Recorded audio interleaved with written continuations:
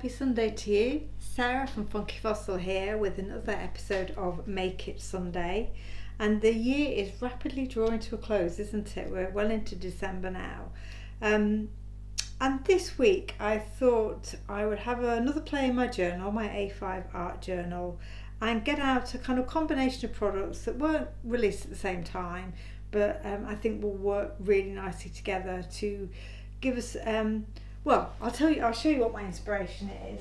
The reason I am even starting this journal page is I found this embossed piece of paper using our oak leaf cascade embossing folder, and I've just trimmed around the edge, and I want to make that a pocket on my page. So I had a rummage around in my stash of supplies and came up with some products that I thought would work nicely with this design to build up a journal spread. So that's how these three products came to be on my desk. So obviously we've got our oak leaf embossing folder. So these will be the Sunday maker bundle this week. So you've got this fabulous 3D embossing folder with gorgeous kind of detail and dimension in it. And that will be the pocket that I just showed you. The rest of it is a bit of a blur. I don't quite know what we're going to do with the rest of it, but I am fairly confident that I'm going to use our field note stencil, because I love the script on this and the fact you've got the foliage, etc. So I think this is almost like a 2-in-1 stencil that will go nicely with create background. And I thought I'd use our Wild and Free 8x8 paper pad. The reason I pulled this one out is this is the paper that I used for the embossing folder that I've just showed you, the one with the gilding wax on.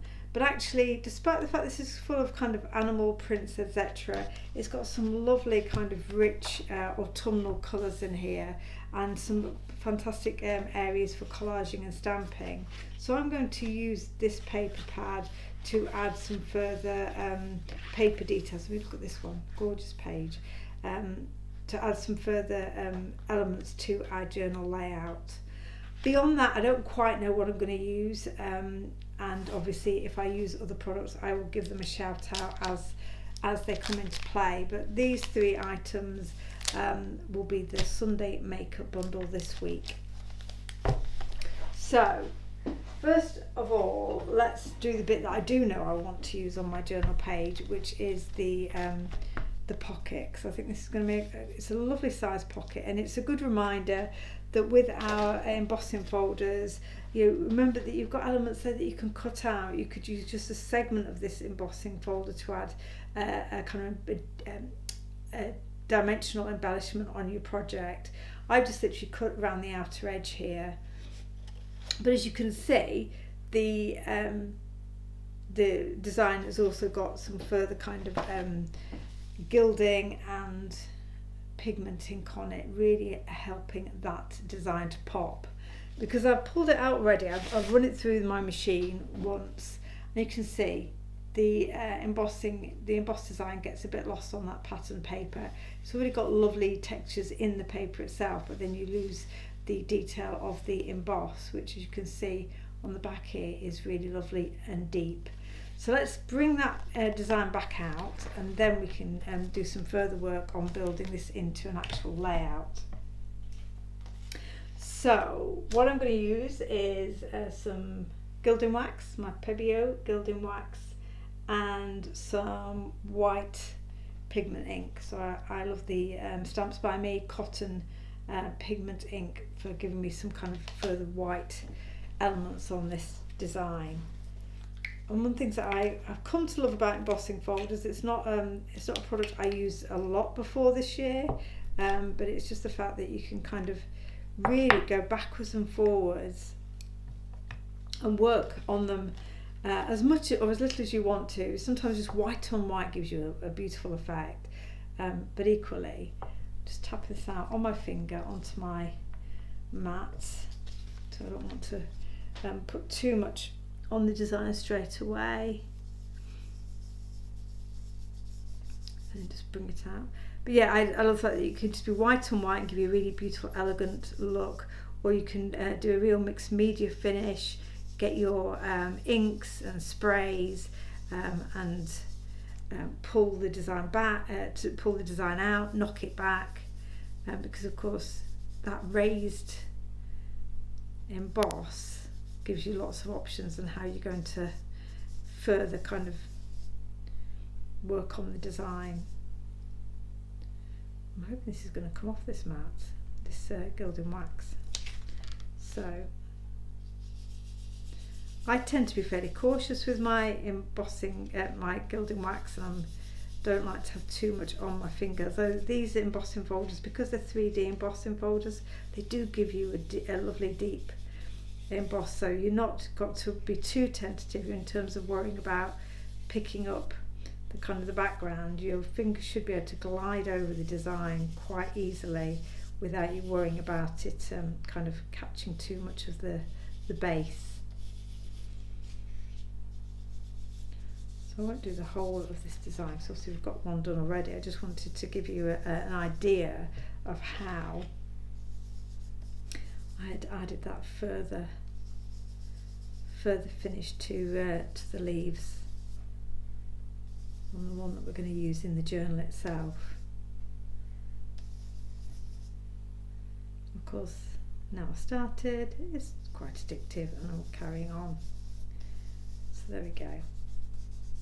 So you can already see, I'm hoping you can already see the design just coming to life, just with that touch of gilding wax, and you could leave it there, that it will already now be much more visible on your background.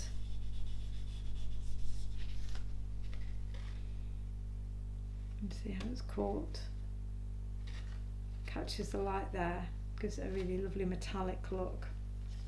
But then if you feel there's still a bit more detail, a bit more contrast you want to create, of course the green and the gold are quite close to each other in colour, then you can add that white over the top and catch. So obviously I've not gone all the way up to the top of the design here, I'm just giving you a quick walkthrough of how I got the look I did.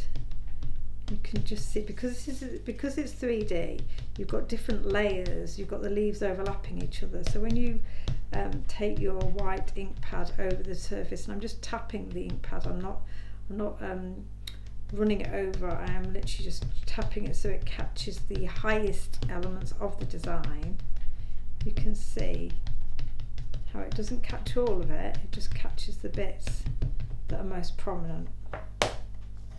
So you can see here, so no gold at the top here, but just having the white already makes that design more defined.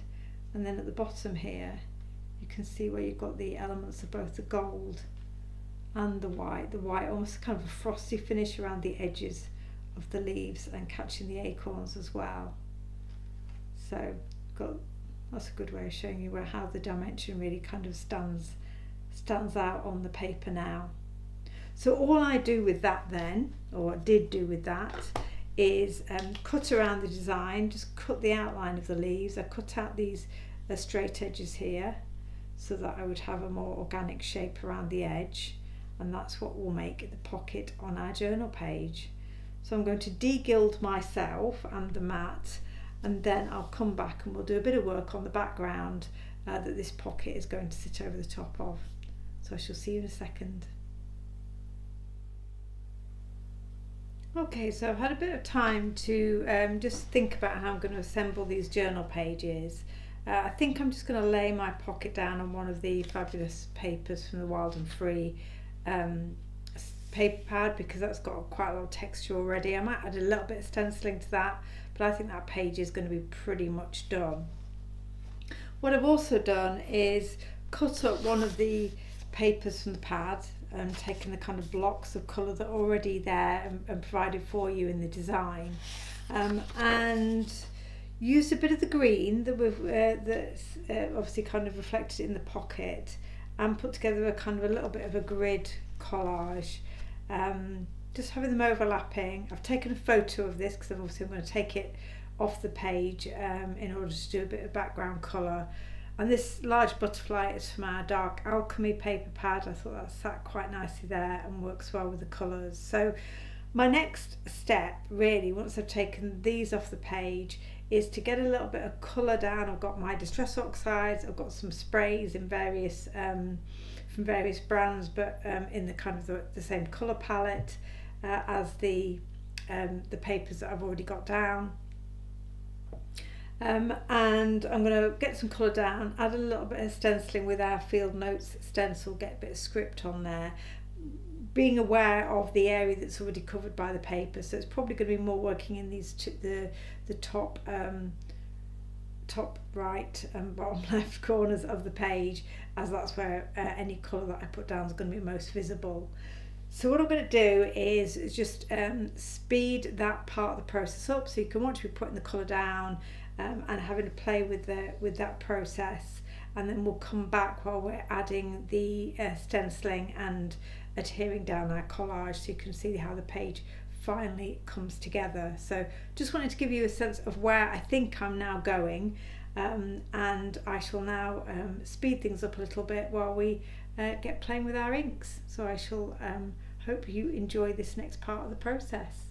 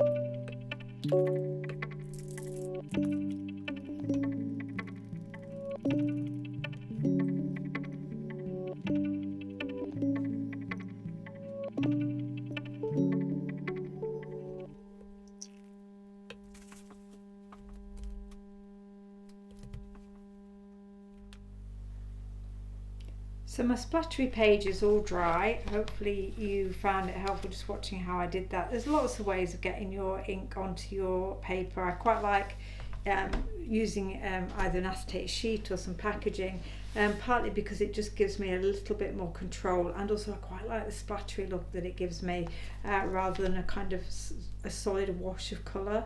Obviously I've put some splatters on there as well with my sprays.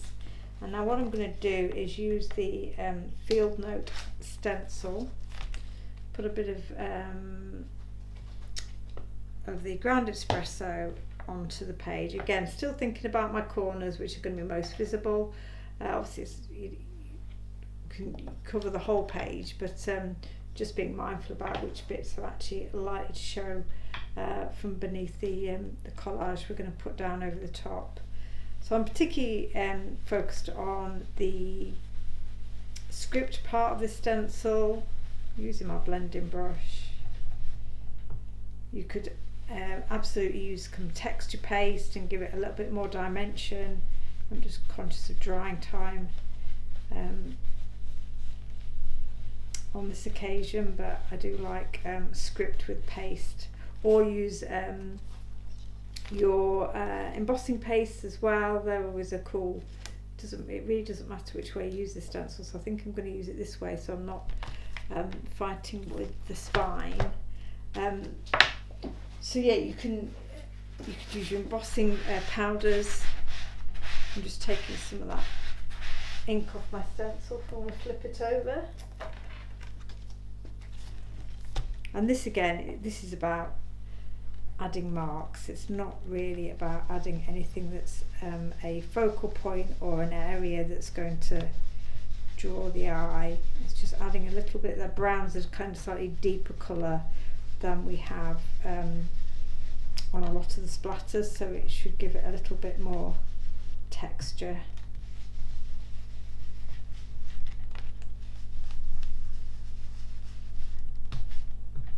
Really trying to get some rich colour there, so that's nice. And then I was thinking of using our coffee stain stencil. I said I would give a shout if I used anything that wasn't in the original kind of overview, and I thought this might be a nice way of adding a bit of kind of abstract marks to our background. I'm pushing down really hard. This ground espresso is really dry. So this, yeah, it's called Coffee Stains. This stencil just is going to give us that further look of splattery. How cool does that look? Let's go with one of the splatters as well. I can't now remember how much of this is going to be visible under our collage. This is what happens, I just get carried away with the actual stencil.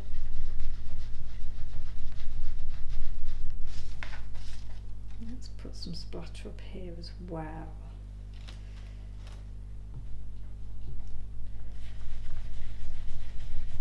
Just a nice kind of contrast to the slightly finer splatter we've got with the inks. That's cool. That's one more, and then we shall step away from the stencil to go with just a bit of this arc here.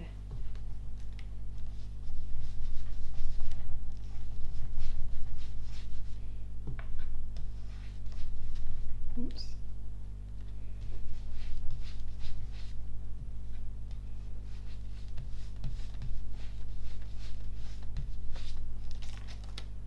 Great. So we're working broadly on a kind of a line effectively from one corner to the other. So there's a little bit of white space still left in the corners. And now we need to reassemble our collage, remembering that our large block was fairly central. Testing my memory now. Then inevitably I find a piece that I don't want to cover up and get all wobbly about whether or not I want to cover the background. We wanted our 2 bits of green, didn't we? Like this. Maybe that's it. Something like that. I'm going to glue that down. I've already added, by the way, just a little bit of ink around the edges of these pieces of paper, just again so I don't have anything that's too stark on there. I do love that the papers in Wild and Free have these sheets that give you these kind of blocks ready made. So I mean, if I just wanted to have that cut out from the 8x8 sheet and stamp a focal point on there, it would look really cool. Just giving it a press down because my paper's got a little bit wavy with all the heat I was applying to it. It will flatten back out, but it's still got a bit of moisture there. Now, did I have this underneath? Oh, it's always the way. Or did I have it on top? No, it was definitely underneath. There we go. And push it down. Or, even better, cut it.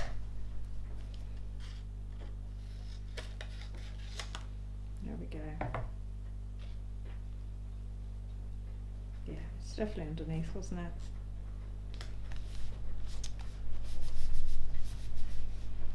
So where else did we have our paper?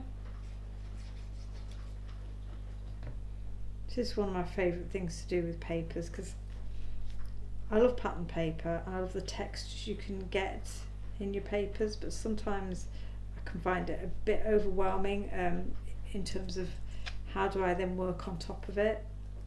And this is a great way of getting the benefits of the interest, the visual interest, without feeling it's overwhelming the project. Let's put this one down here.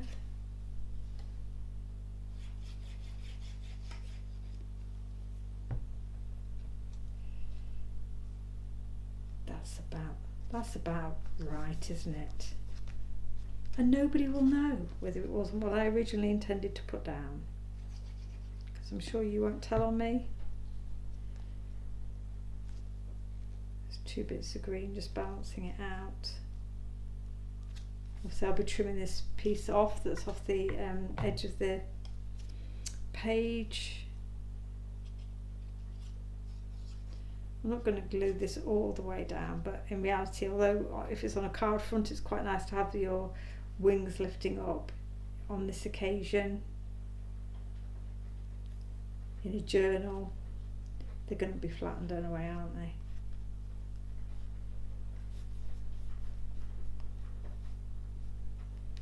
Now, the next step will be to add a little bit of further visual dimension around the edges of these pages. So what I will do, and I'll do this off camera, I won't do the whole thing on, but I'm using my Stabilo oil pencil, and that will just, it's a water reactive pencil, it goes on pretty much any surface.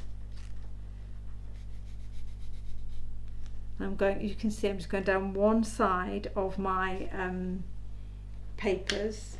I'm just going to water brush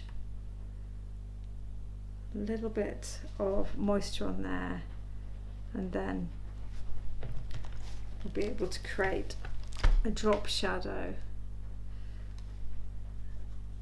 so it looks like there's more depth between the papers, or the papers in the background, than it actually is. That's a good way of giving yourself a bit of separation between those layers. Stabilo's got a real kind of intensity of pigment as well, so you can pull that colour out if you want the shadows to be deeper.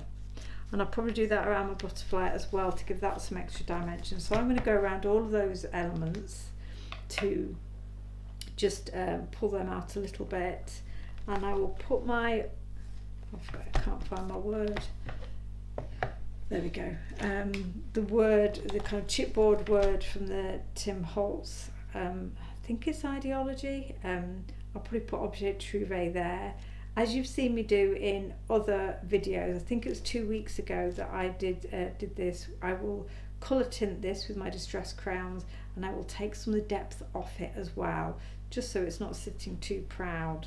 And I will have a bit of a debate with myself about where best to put it, so you will see that in the final project. So I shall go ahead with my outlining and these few finishing touches that I've just described, and then we shall see how the final journal page looks.